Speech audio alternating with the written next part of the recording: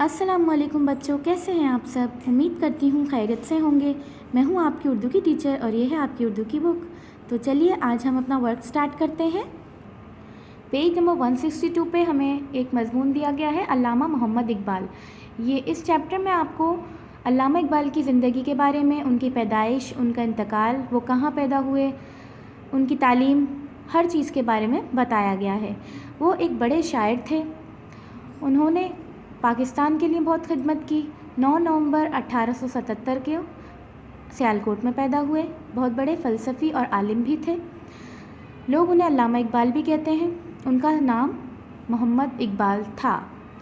इस चैप्टर में आपको उनकी किताबों के बारे में, उनकी तालीम कि उन्होंने कहाँ से हासिल की और क्या तालीम हासिल की, सब कुछ बताया गया है।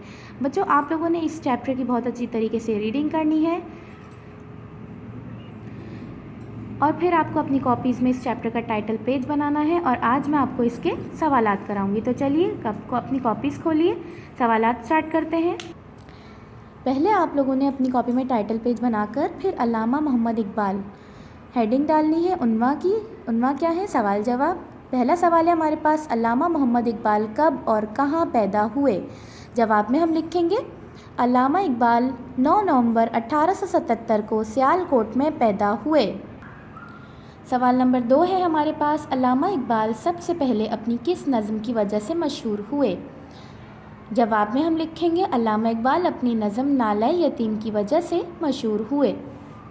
सवाल नंबर 3 है हमारे पास, अल्लामा इकबाल यूरोप कब गए और कब वापस आए। जवाब में हम लिखेंगे अल्लामा इकबाल 1905 में यूरोप गए और 1908 में वापस आए। सवाल नंबर 4 है हमारे पास, अल्लामा इकबाल की ज़िंदगी के आखिरी साल कैसे गुज़रे। जवाब में हम लिखेंगे अल्लामा इकबाल की ज़िंदगी के आखिरी साल बीमारी में गुज़रे। सवाल नंबर 5 है हमारे पास, अल्लामा इकबाल का इंतकाल कब हुआ। जवाब में हम लिखेंगे अल्लामा इकबाल का इंतकाल 21 अप्रैल 1948 में हुआ।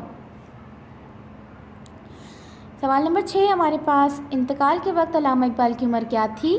जवाब में हम लिखेंगे इंतकाल के वक्त अल्लामा इकबाल की उम्र 40 साल 5 महीने थी।